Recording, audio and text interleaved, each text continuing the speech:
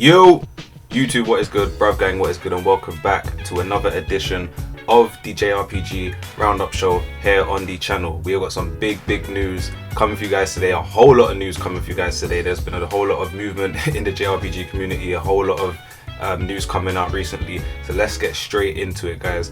Let's start off with some sales numbers. Now, I did say, big companies, please do not underestimate the desire for classic JRPGs. Please don't. Please don't. The ARM Fantasia and Penny Blood Kickstarters both passed $1.1 million with 28 days left on the Kickstarter fund. And now the console versions have both been fully funded. Man, do not underestimate the power of classic JRPGs, the need and the want for them to come back. For me personally, it's really good to see games like Suikoden, Wild Arms and Shadow Hearts that finally getting spiritual successes basically, and basically coming back within some sort of capacity. So this is really good, man. Really good. And the fact that the console versions have both been funded now, I believe it was $750 that was cleared to fund both games, and then $1 million was cleared for the console versions. So I believe the next goal is 1.5 million for New Game Plus, and to top everything off, I think it will be 2 million for everything else. So I think that will just include things like graphics and everything else basically to make the game look more polished. But the games look more polished, sorry. But this is really good news, man. I'm really happy personally to see these games, these spiritual successors, basically do really well. It's the fact that these companies, especially with the desire with Square Enix, basically, people really wanting a game like Chrono Trigger to come back. Me personally, I've been wanting a Chrono Trigger remake, just the same input that they put into Final Fantasy VII remake. I would love that with Chrono Trigger, and I think we all would. That would require no Kickstarter at all. I think it's just more so Square just need to be aware that, not Square generally of course, but I'm talking about other companies as well, but they need to be aware that their bigger games from back in the day that have just gone under the radar now and are not played or anything like that, or not been seen basically for a long time, they need to realize that, man, we can make something from these games, because this shows a lot. This is all fan funded. 1.1 million is crazy with 28 days left. That's crazy. I think it cleared the first goal within the first 24 hours, which I covered in my previous video. So I mean, this is real dope, man. So ARM Fantasia and Penny Blood have both cleared the Kickstarter goal for 1.1 million. 1.5 million will be for New Game Plus, and 2 million will just be to cap everything off. But for me personally, this is really good, man. Really good. And I'm really looking forward to the development of these games and seeing the trailers and gameplay real soon. So yeah, man. The next piece of news: Square Enix Live Alive has shifted over 500k copies worldwide. Another classic JRPG doing amazing. So Live Alive, the excellent remake of the Nintendo's Super Nintendo RPG released back in 1994, has now shifted over 500,000 copies worldwide, both physically and digitally.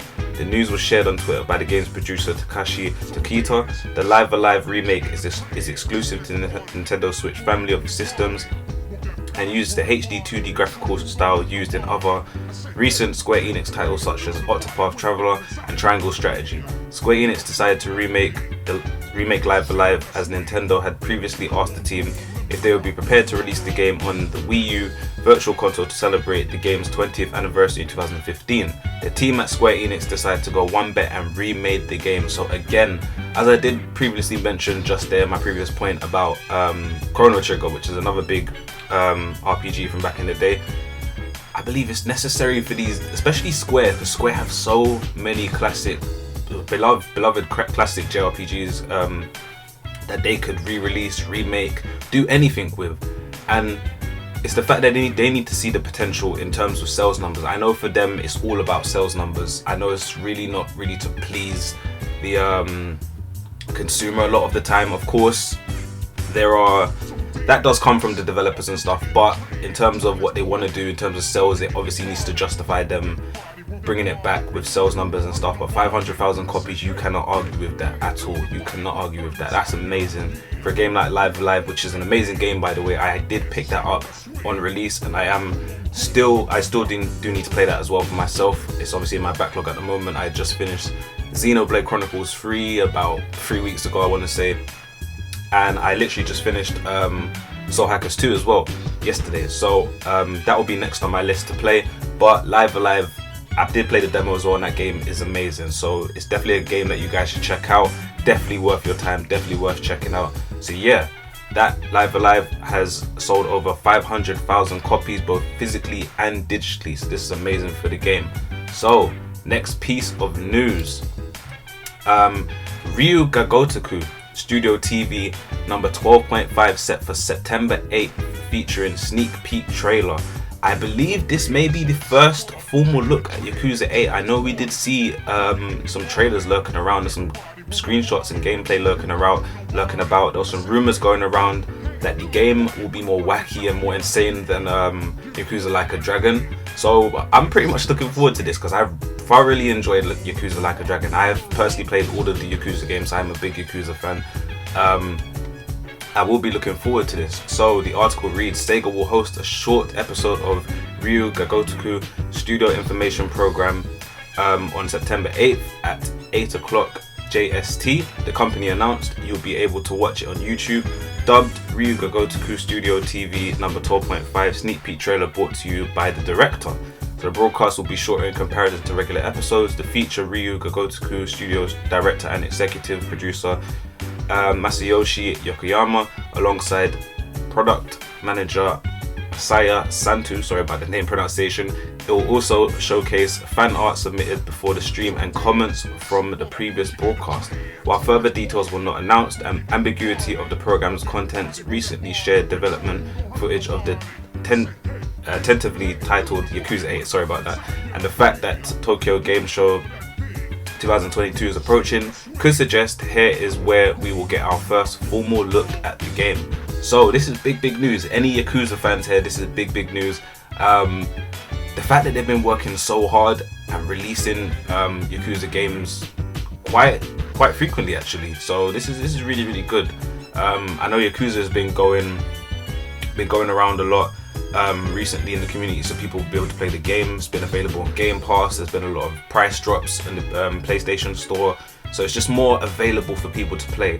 For me personally, it's a great series, an amazing series. Story is just so deep. Characters are amazing. Character development is amazing. I do believe they did say in the Yakuza 8 rumors that the game will be sticking to a turn-based battle system, which was obviously brought in Yakuza Like a Dragon. I know there was some people up in arms about it when it first got announced a long while ago. But playing the game for yourself, I'm a fan of turn-based games myself anyway.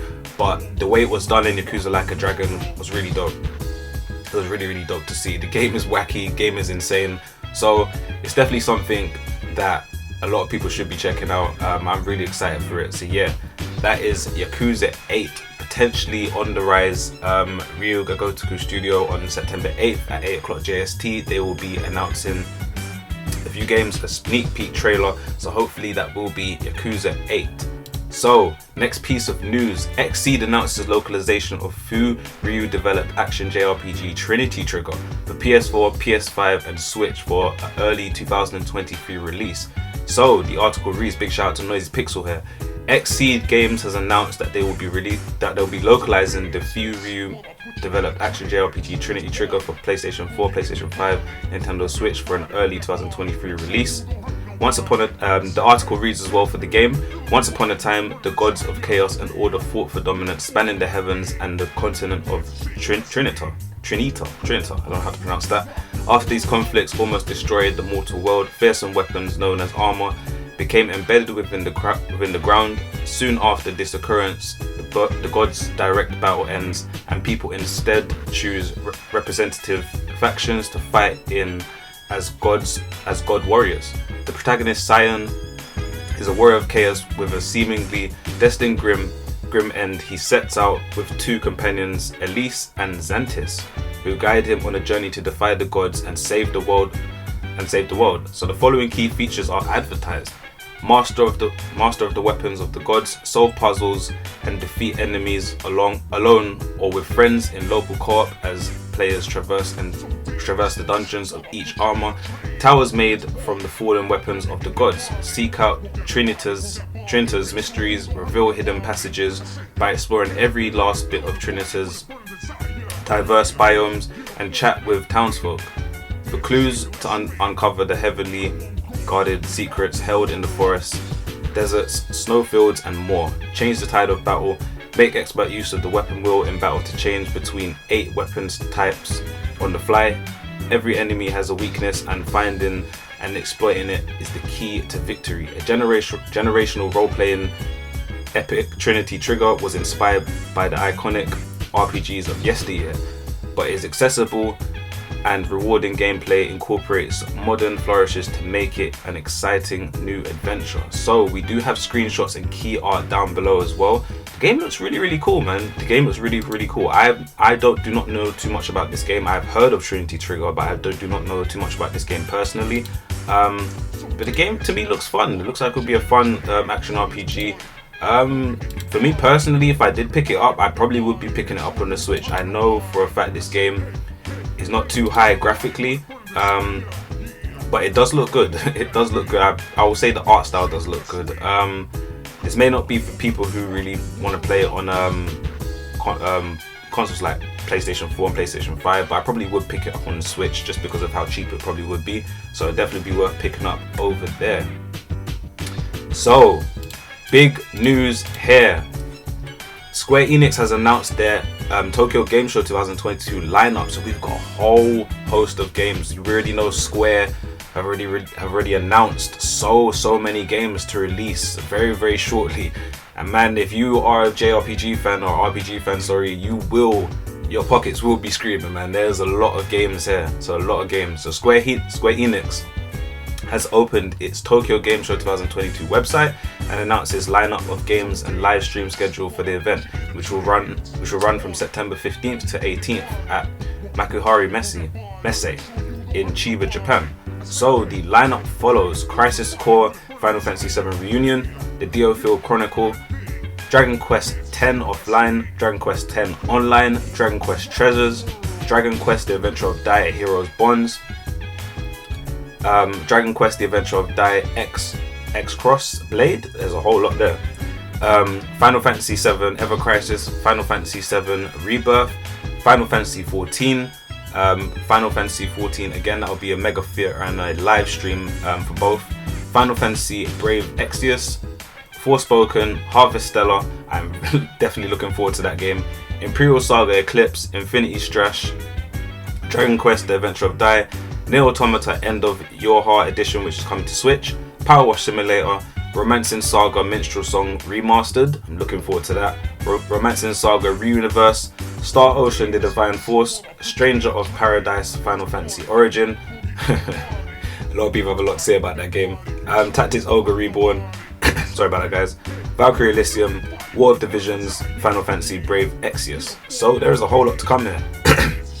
Sorry about that guys, my throat is going. Okay, so there's a whole lot here going in this lineup. I already know that Square Enix have got a whole lot coming for us. A whole lot. There's a whole lot of games here. A whole host of games. A lot of these games have already got a release date as well, which is crazy. And a lot of them are coming towards the back end of 2022 and early 2023. So I'm definitely looking forward to the Tokyo Game Show. There's a whole lot of games that are lined up here. So I'm definitely looking forward to that personally. There's a whole lot of games that are on my radar here as well, personally as well.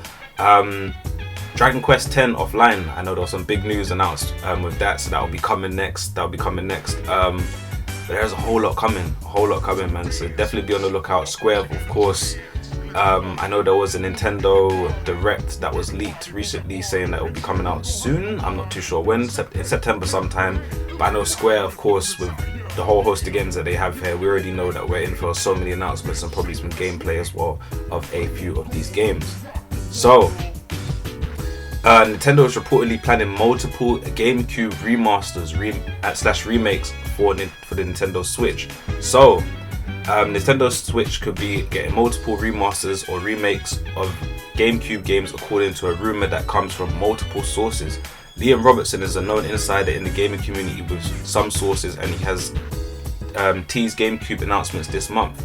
This was followed by Nate Drake, another insider who has previously leaked information on an unannounced project, chiming in with a comment suggesting that F-Zero could be one of the games. So, me personally, I did see The Legend of Zelda Windwaker, I want to say. I think it might have been Windwaker I saw. If that gets a remake or a remaster, sorry, probably be a remaster. If that does get a remaster, that has got my money day one, because that was one of my favorite games on the GameCube and one of my favorite Zelda games to this day. So the article reads, Emily Rogers, who is the most reliable insider out of the three, also chimed in on this rumor, suggesting that Nintendo's planning to bring a lot of the GameCube library to Nintendo Switch, which is big, because the Nintendo GameCube library, sorry, it's pretty vast, and we are missing quite a few of those games. They haven't been around for a very long time, so it'll definitely be worth seeing them at least on the Nintendo Switch. They definitely could make a comeback, and the sales would be good. The sales would really be good. So I think companies should definitely look into it. I think this would be a big W for Nintendo if they do decide to do it. So there's a rumor going around with a potential Nintendo Direct in September, which I did mention previously, with the announcement of Zelda Wind Waker. As I did say, Wind Waker, there we go. Twilight Princess and Metroid Prime. It is possible that these might be one of the rumored GameCube games that are getting remastered for Nintendo Switch, while more are in the pipeline. So big shout out to Nintendo Pal there. For me personally, I'm excited, man, because the GameCube was one of the very first systems that I had owned, one of the first Nintendo systems that I had owned fully. That was mine, basically. So we did have a Nintendo 64 in the house, but that was my brother's, of course. But the first Nintendo home console system that I did own, that was my own, was the GameCube, and I have a lot of memories of the GameCube, man. So there's a lot of games that I would love to play again. Definitely would love to play again.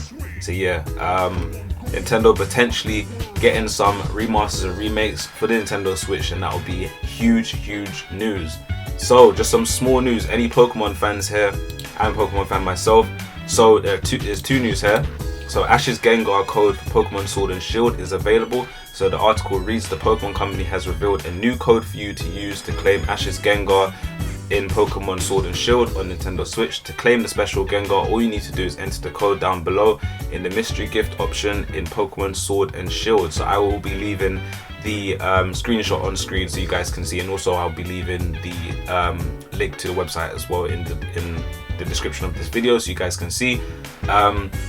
So the code will expire on the 15th of September. Ash's Gengar comes complete with Ash's trainer ID, and his origins are from the Pokemon animated show. He also has the moves that Ash has in the show. So that's pretty cool, man. That is pretty dope. I will be picking that up myself. So probably after this video or something, I definitely will be doing that.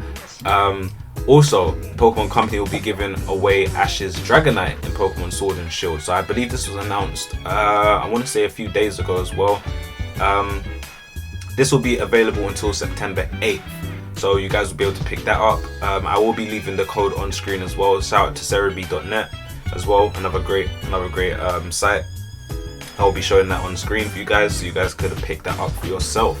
So that will do it for the news today, guys. There's a whole lot of news here. Let me know what you guys are most excited for out of the news that I mentioned today. That will be it for today's video. Please like, sub, share if you're new, join the gang if you're new as well. From me to you, this has been your bruv, the big bruv, and I'm gonna catch you guys on the next video. I'm out. Peace.